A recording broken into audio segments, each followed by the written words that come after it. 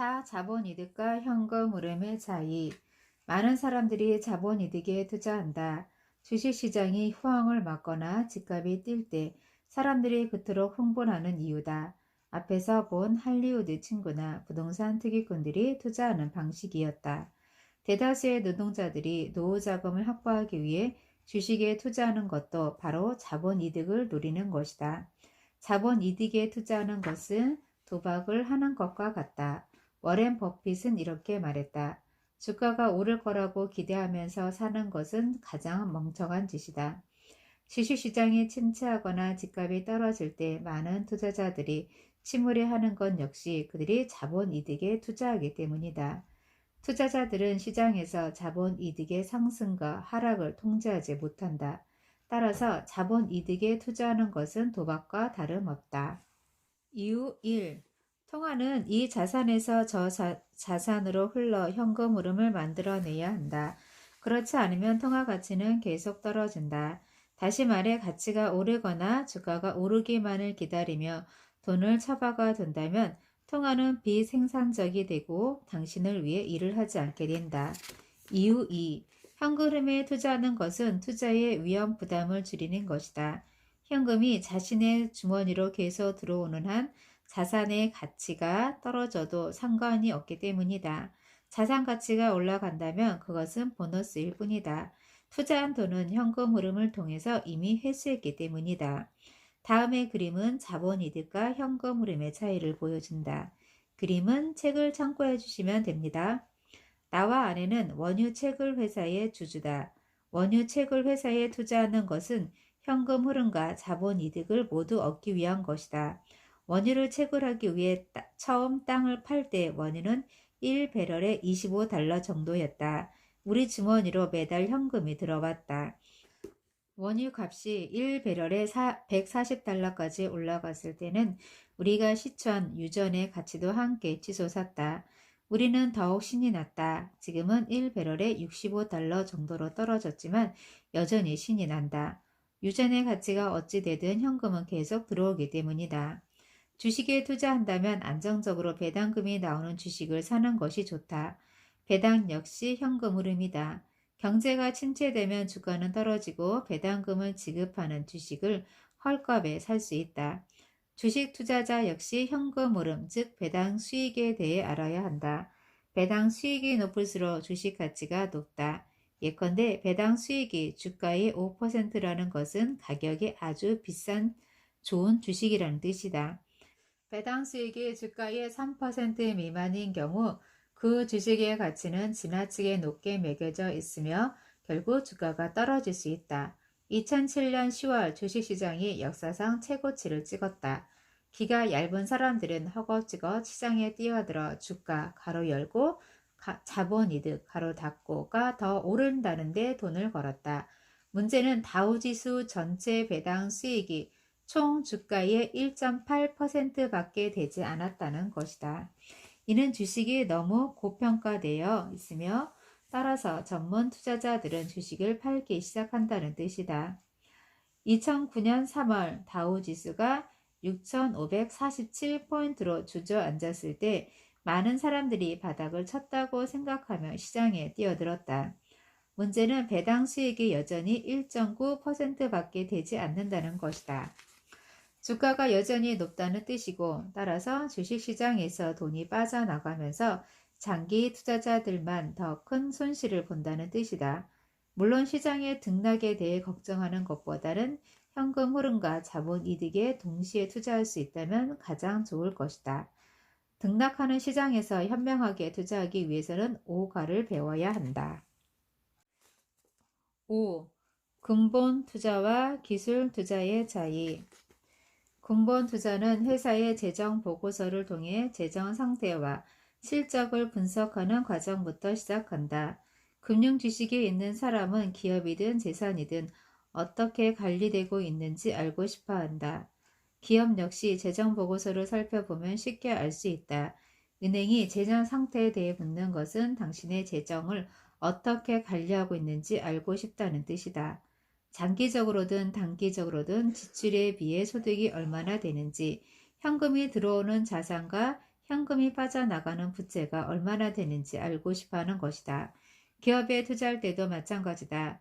내가 만든 보드게임 캐시플로 101은 기술적 지표를 사용하여 근본 투자의 기초를 가르친다. 반면 기술적 투자자들은 기업의 펀더멘털에 신경 쓰지 않는다. 그들은 아래 그림과 같은 주가의 변동을 측정한 차트만을 본다. 2006년에서 2008년의 유가 그래프는 책을 참고해 주시면 됩니다. 이 차트는 현실, 즉 무엇을 사고 파는 가격이 어떠한지 보여준다. 주식은 물론 금이나 원유와 같은 상품의 가격 변동을 알려준다. 그래프가 올라가면 가격이 오른다는 것이고 이는 곧 시장으로 돈이 들어오고 있다는 뜻이다. 돈이 들어오는 시장은 흔히 강세 시장이라고 한다. 그래프가 떨어지면 돈이 시장에서 빠져나가고 있다는 뜻이다. 약세 시장이다. 기술적 투자자들은 현금 흐름에 기초한 시장의 역사적 흐름을 살피고 과거의 패턴에 기초하여 미래의 시장 변화를 예측하여 투자한다. 금융 지식이 있는 투자자들은 한 발 더 나아가 현금이 어디에서 들어오는지 또 어디로 빠져나가는지 알려고 한다. 한 예로 주식시장이 붕괴해 많은 사람들이 불안에 떨 때 그 많은 돈은 모두 금시장으로 흘러 들어갔다. 기술적 투자자들은 기술적 지표를 토대로 금값 상승과 주가 하락을 예측하고 다른 사람들보다 먼저 금시장에 투자할 수 있었다. 당신도 가격 또는 자본 이득에 기초한 현금 흐름의 중요성을 알아야 한다. 금융 지식을 갖춘 사람들이 돈을 처박아 두지 않고 계속 움직이게 하는 것은 하나의 자산 부분에 돈을 묶어두면 나중에 자산을 현금으로 바꿀 때 손해를 보기 때문이다. 모든 시장은 오르락내리락하고 또 부풀어 올랐다가 터지기 때문에 다음 유가를 배워야 한다. 6. 자산의 강점 측정하기. 훌륭한 신제품 아이디어가 있어요. 투자할 만한 좋은 자산을 발견했습니다. 이 회사 주식에 투자하고 싶은데 어떻게 생각하세요? 이런 질문에 나는 언제나 BI 삼각형을 보여준다. BI 삼각형은 앞에서도 이야기했듯이 현금 흐름 4사 분면에서 나온 이름이다. 현금 흐름 4사 분면을 다시 한번 살펴보기로 하자. E. 인플로이 봉급 생활자, S. 스몰 비즈니스 또는 스페셜리스트, 중소기업 경영자, 자영업자, 의사, 변호사와 같은 전문직. B. 빅 비즈니스, 직원이 500명 이상 되는 기업의 소유자. I. 인베스터, 투자자. BI 삼각형에서 제품은 가장 작은 면적을 차지한다. 그만큼 중요하지 않다는 것이다. 수많은 사람들이 사업에 실패하는 이유는 바로 전체적인 BI 삼각형이 아니라 제품에 초점을 맞추기 때문이다. 부동산도 마찬가지다. 전체 BI 삼각형보다는 한두 가지 요소에만 집중하는 경우가 많다. BI 삼각형의 8가지 요소 중 한두 가지가 빠지거나 작동을 하지 않으면 사람이든 기업이든 투자든 고전을 면치 못한다. 부자 아빠는 이렇게 말했다. 당신도 투자든 사업이든 먼저 전체 BI 삼각형을 평가하고 그것이 튼튼한 BI 삼각형을 구축하고 있는지 또는 그렇게 할 수 있는지 스스로 물어야 한다. 기업가들 역시 튼튼한 BI 삼각형을 구축하는 법을 알아야 한다. 그래야만 이 애쓰는 사람들에게 더 많은 일자리를 만들어줄 수 있다. 정부는 단순히 일자리를 만들어내는 것보다 더 많은 기업가를 키우는 데 초점을 맞춰야 한다. 튼튼한 기업을 만들기 위해서는 7가를 배워야 한다. 7. 좋은 파트너 찾기. 좋은 파트너를 찾는 비법은 나쁜 파트너가 어떤 사람인지 아는 것이다. 부자 아빠는 늘 이렇게 말했다. 나는 사업을 하면서 좋은 파트너도 만났지만 끔찍한 파트너들도 많이 만났다. 부자 아빠가 말했듯이 좋은 파트너를 알아보는 방법은 나쁜 파트너를 만나 지적 고생을 해보는 것이다. 나쁜 파트너와 함께 일할 때 어떤 고통이 따르는지 직접 겪었기 때문에 누구보다도 파트너의 중요성을 절감하고 있다. 인생의 많은 일이 그러하듯이 상황이 나빠지기 전까지는 좋은 파트너인지 나쁜 파트너인지 알 수 없다. 다행히 나는 파트너를 잘못 만나 무던히도 애를 먹다가 좋은 파트너를 만날 수 있었다. 귀중한 인생 수업이 되었다고나 할까? 어쨌든 나쁜 파트너와 결별하고 지금의 부동산 파트너인 켄 맥켈로이를 만나게 되었다.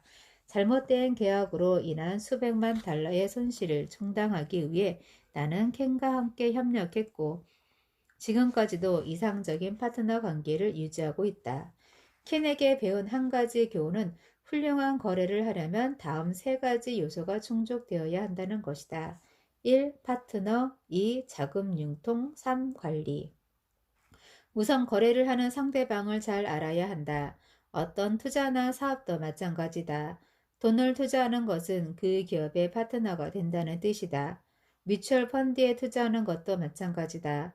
어떤 뮤추얼 펀드에 가입한다면 그것도 역시 투자 파트너가 된다는 뜻이다. 투자할 때 가장 먼저 봐야 하는 것은 파트너가 어떤 사람인지 주의 깊게 살피는 것이다. 그런 다음에 주머니에서 돈을 꺼내야 한다. 부자 아빠는 이렇게 말했다. 나쁜 파트너와는 좋은 거래를 할 수 없다.